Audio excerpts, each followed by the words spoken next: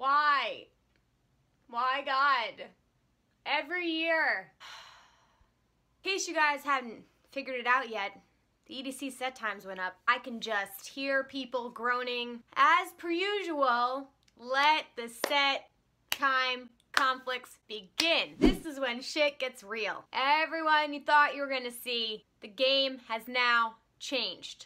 I just wanted to jump on here, guys, and give you my thoughts and opinions on the set times that came out. My group hasn't like fully discussed yet, but I'm gonna tell you what my plan is. And I'm also just gonna give you advice. If you're sitting there and you're like, I don't know what the fuck to do with my list, this person and this person is at the exact same time, I'm gonna try and help you decide here. I've been through this 3 times and I got some advice, so I'm gonna help you. Before I forget, if you are new here, hi guys, I'm Emma. I do a lot of EDC and rave related content. You guys can click the links below if you want to see any of my old videos. And don't forget to subscribe, because I promise you're gonna want to stay here. Just, you know, I just know it. I have a feeling. And all my social media is down below. If you guys didn't know, I'm doing a meetup in Vegas, and all the details are on my Instagram stories, so go check that out if you want to come and say hello. Yeah, I'm going to pull up the set times on the app here, and we're going to go through this, okay? So just bear with me because this is going to be a little bit of a longer video. I got to get through 3 days of information, and stick around till the end for sure, because I'm going to be giving you guys some really good advice. So I have my computer down here if I'm looking down.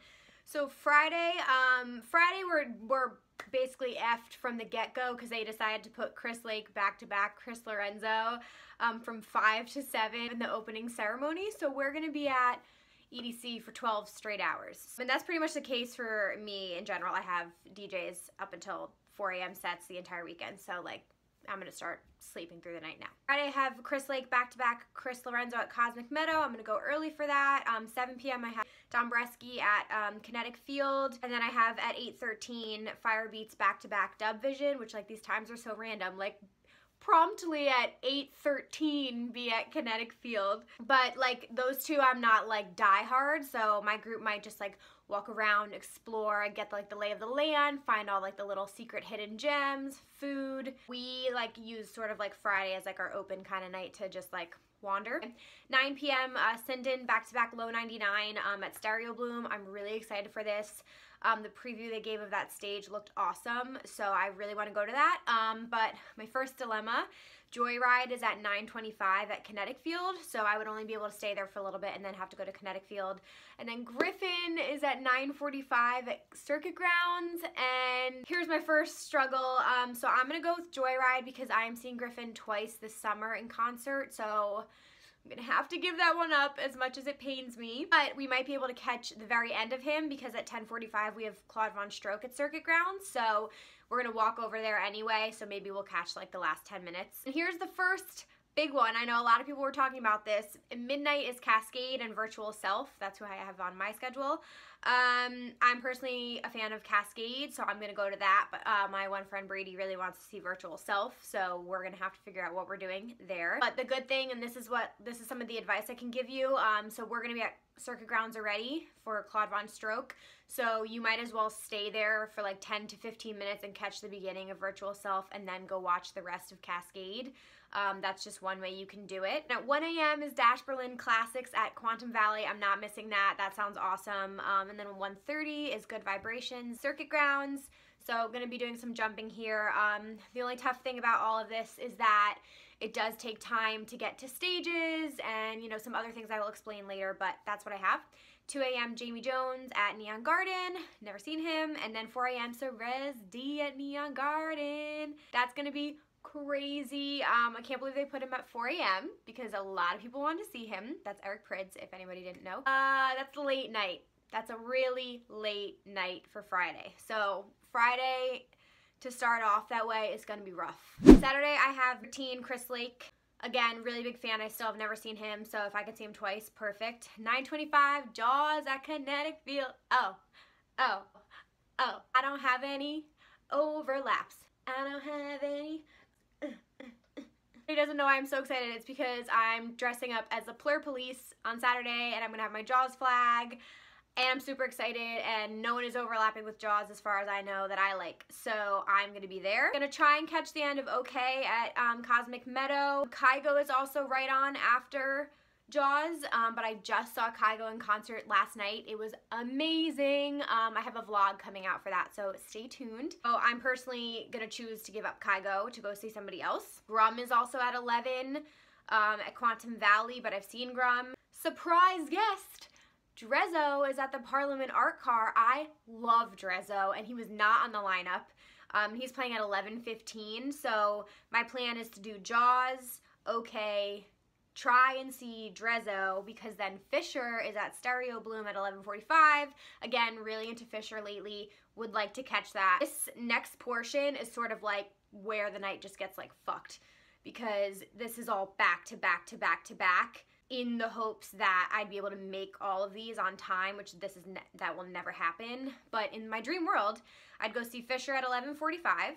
Andrew Bayer is at midnight at Quantum Valley. I'm probably gonna miss that if I'm realistic, because Millennium is at 12:20. Cosmic Meadow, so I'd rather see like 35 minutes of Fisher and just go straight to Millennium so that I can like get a spot, find my place, rather than see 15 minutes of Fisher, like 10 minutes of Andrew Bayer, and then, you know, whatever. You never know. Taking consideration where the stages are, Fisher's at Stereo Bloom, and Andrew Bayer is literally right at the stage next door at Quantum Valley, so you can always just like kind of walk through, like on our walk over to Cosmic Meadow, if that makes sense. 1 a.m. Gorgon City at Neon Garden. Never seen them. Really, really want to do that. Then here is one of my biggest overlaps, and I know a lot of people were pissed. 1:30 is Marshmallow, Yellow Claw, and Elon Bluestone. Really? Really, guys? You had to do this to me? So this is gonna be a game time decision. This is one of those game time decisions in the moment. What are you feeling? Do I need some heavy, like high energy, progressive housey, like kind of sounds, dubstep-y even a little bit, or do I want to go like to trance heaven? I cannot believe I'm saying this, because all of you know I'm a huge Marshmello fan. I'm not going to see Marshmello because I've seen Marshmello countless times. I've seen him at EDC. I just saw him in concert. So I'm between Yellow Claw and Elon Bluestone. Yellow Claw because I've loved them for a really long time, but I've seen them so many times. I've never seen Elon Bluestone, and I'm really into his music lately. So again, like, it's going to be a game time decision. But the one thing is, next is Neon Garden. I want to see Green Velvet at 2:30. Circuit Grounds is right next to Neon Garden, so if I'm at Yellow Claw, I can literally walk right next door. So that's like one thing to consider. But Jason Ross is at 3 a.m. at Quantum Valley. So if I change my mind and I do Gorgon City at 1 in Neon Garden, then I go to Quantum Valley to see Elon Bluestone, then I can just stay there, because I really don't want to miss Jason Ross. So then that makes Yellow Claw out of the picture. So again, this is like overthinking everything. I like overthink everything, if you guys didn't realize. Last but not least, 4:18 Vinny Vici. Sunday at 8:11 I have Mercer at Kinetic Field. 9 p.m. I have Shiba-san, Cosmic Meadow. So excited, never seen him. But I'm gonna have to leave him early to go catch Don Diablo at Kinetic Field, because I'm a huge Don Diablo fan. 10:45 I have Rez at Circuit Grounds. And then this is my biggest overlap the entire weekend. At midnight is Eric Prydz and Chami Mala.